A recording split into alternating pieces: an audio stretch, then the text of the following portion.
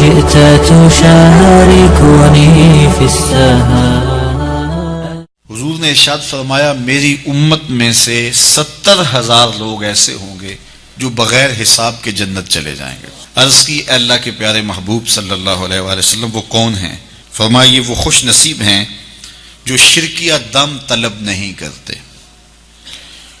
وہ دم جن میں منتر پڑے جاتے ہوں اور اس کا معنی معلوم نہ ہو، یا معنی معلوم ہو اور وہ شرکیہ ہو، تو ایسے دم کرنا، ایسے لوگوں سے دم کروانا جو شرکیہ کلمات بولتے ہیں اور ان کے پاس جانا، یہ سخت گناہ ہے اور ایسے دم کرنا شرک ہے اور ایسے چیزوں کی تائید کرنا بھی شرک ہے. ہاں اگر قرآن مجید کے پاکیزہ کلمات کے ذریعے سے کوئی دم کرتا ہے تو اس میں کوئی حرج نہیں ہے. جس طرح صحابہ ایک سفر پہ گئے تو کسی کو سانپ نے کاٹ لیا تو انہوں نے سورہ فاتحہ پڑھ کر کے اس کو دم کیا اور اللہ نے اس کی برکت سے اس کو شفا بھی عطا کی. تو اگر قرآن مجید کے کلمات سے دم کیا جائے تو اس میں کوئی حرج نہیں. دم کبھی کوئی آ جائے تو کر دینا چاہیے. دم درود کی یہ دکان نہیں ڈالنی چاہیے.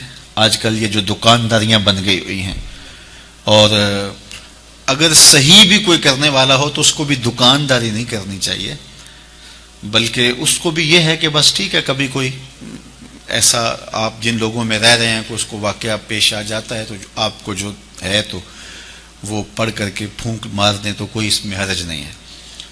اور اس کے اور بھی طریقے ہیں. صرف دم پر ہی کر لیا جائے، دعا چھوڑ دی جائے، جبکہ مشکلات میں، دکھوں میں، اذیتوں میں دعائیں مانگنے کی ہمیں تلقین کی گئی ہے. مختلف طریقے ہیں. بیماریوں سے ڈاکٹر کے پاس بھی جائیں، دم بھی کروائیں، دعا بھی مانگیں، صدقہ بھی کریں، صلہ رحمی بھی کریں. بہت سارے ذریعے آپ کوئی بھی اختیار کر سکتے ہیں. تو یہ ہے کہ ہر مرض کا علاج آپ جو ہے وہ دم ہی کروائیں گے اور پھر دکانداریاں بنتی ہیں، پھر وہ دکانداریوں سے مارکیٹیں بن جاتی ہیں اور پھر وہ ٹوکن بکتے ہیں، پھر کیا کچھ ہوتا ہے. تو یہ کوئی مناسب کام نہیں ہے. تو یہ کام تو بڑا ہے، اس وقت اس پہ ٹیکس بھی کوئی نہیں ہے اور اس پر کوئی انویسٹمنٹ بھی نہیں کرنی پڑتی اور لاکھوں کروڑوں روپے اس پر کمائے جا سکتے ہیں اور یہ کاروبار چلتا بھی بڑا ہے. وہ چونکہ یہ پھر ہر پیر کو، ہر جو ہے وہ بدھ کو، ہر منگل کو، ہر اتوار کو کوئی دن رکھ لیا جائے تو بس پھر لوگوں کے تانتے بن جاتے ہیں. یہ قوم ضعف الاعتقادی کی مرض میں مبتلا ہے. اس لیے کوئی بھی کہیں بھی بیٹھ جائے، ایسے لوگ جنہیں استنجا بھی کرنے نہیں آتا، جنہوں نے 6 ماہ سے غسل بھی نہیں کیا ہوتا، وہ بھی بیٹھے ہوتے ہیں تو وہاں بھی ہجوم ہوتا ہے. میرے پاس ایک پڑھا لکھا شخص آیا اور ایسے شخص کے بارے میں سرکار جی کہہ رہا تھا جس کو کلمہ بھی یاد نہیں ہے.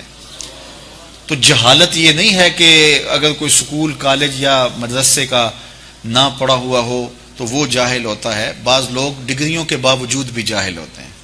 شعور کی دولت یہ اللہ کی عطا ہے، جس کو چاہے عطا کرتا ہے. میں نے دیکھا بڑے بڑے پڑھے لکھے، سمجھدار، سنجیدہ متین، بعض اہم عہدوں پہ فائز المرام لوگ، لیکن وہ ایسے لوگوں کے پاؤں میں بیٹھے ہوئے ہوتے ہیں جو جاہل، اجڑ اور گنوار قسم کے ہوتے ہیں، جنہیں بات کرنے کا سلیقہ اور تہذیب بھی نہیں ہوتی، جن کے بدن سے تعفن اور بدبو اٹھ رہی ہوتی ہے، 6 ماہ، سال نہائے نہیں ہوتے.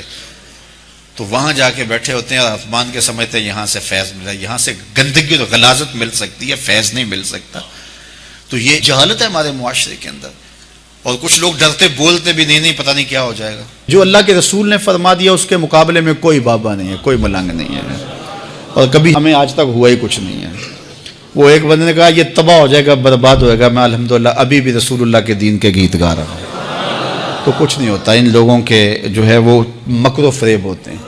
تو فرمایا کہ ایک تو یہ رقیہ نہیں لیتے، یہ جو شرکیہ کلمات سے بھرے ہوئے دم ہوتے ہیں، ایک تو فرمایا وہ نہیں لیتے. یہ جو 70,000 لوگ ہیں جو بغیر حساب کے جنت میں جائیں گے. اور دوسرا فرمایا اور یہ وہ خوش نصیب لوگ ہیں جو بدشگونی اختیار نہیں کرتے. اور فرمایا کہ وہ داغ بھی نہیں لگواتے، بدن کے مختلف حصوں پہ مختلف داغ لگوا لیتے ہیں. فرمایا ایسا بھی نہیں کرتے. اور وہ اپنے رب پر ہی بھروسہ کرتے ہیں، اپنے رب پر ہی توکل کرتے ہیں. 70,000 لوگ ہیں ایسے جو بغیر حساب کے جنت میں جائیں گے۔